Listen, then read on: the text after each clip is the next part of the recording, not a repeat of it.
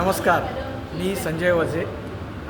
बऱ्याच दिवस आमचे मलेशिया, सिंगापूर आणि आसपासचे व्हिडिओज बघून मला बरेच जणांनी मेसेज केले, व्हॉट्सॲपवरती विचारलं की तुम्ही नक्की त्या ठिकाणी काय पर्पजने गेलेला आहात. तर मुद्दाम मी यासाठी हा व्हिडिओ तयार करतो आहे की या विश्वविहार हॉलिडेजमध्ये आम्ही एक गोष्ट कटाक्षाने पाळतो की जी गोष्ट आपण आपल्या ग्राहकांना, आपल्या पर्यटकांना देत असतो त्याच्याबद्दल आपल्याला स्वतःला इत्थंभूत माहिती हवी.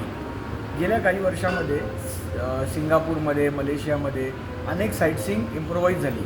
जसं सिंगापूरमध्ये जुरॉंग बर्ड पार्क होतं, ते आता बदलून दुसऱ्या जागी गेलं आहे आणि ते बर्ड पॅराडाईज झालेलं आहे. तसंच युनिव्हर्सल स्टुडिओ असेल, सिंगापूरमधले अजूनही अनेक डेस्टिनेशन्स आहेत, जसं मरीना बे सँड्स आहे, गार्डन बे बाय द बे आहे. ही साईटसीइंगसुद्धा बरीचशी इम्प्रोवाईज झालेली आहे. क्वालालंपूरमध्ये, मलेशियामध्ये तर बरंच काही बदललं आहे, इम्प्रोवाईज झालेलं आहे. जसं गेंटिंग आयलँड जे आहे ते पूर्णपणे बंद झालेलं होतं, पण ते आता एकदम नव्या स्वरूपात पुन्हा एकदा जोरदार सुरू झालेलं आहे. तो अशी अनेक गोष्टी आहेत, अनेक नवीन हॉटेल्स आलेली आहेत, आमचे अनेक ट्रान्सपोर्टर आहेत, त्यांनी नवीन नवीन चांगल्या गाड्या घेतलेल्या आहेत. सो हे सगळं आपल्या पर्यटकांना आपण जेव्हा देतो त्या गोष्टी कशा आहेत हे आपल्याला स्वतःला नीट माहिती हवं. त्याचे रस्ते कसे आहेत, आपल्या पर्यटकांना कसं जास्तीत जास्त सुविधा आपल्याला त्या ठिकाणी देता येतील, कुठली चांगली हॉटेल्स देता येतील, याच्यासाठी आम्ही नेहमी सतत असे दौरे करत असतो.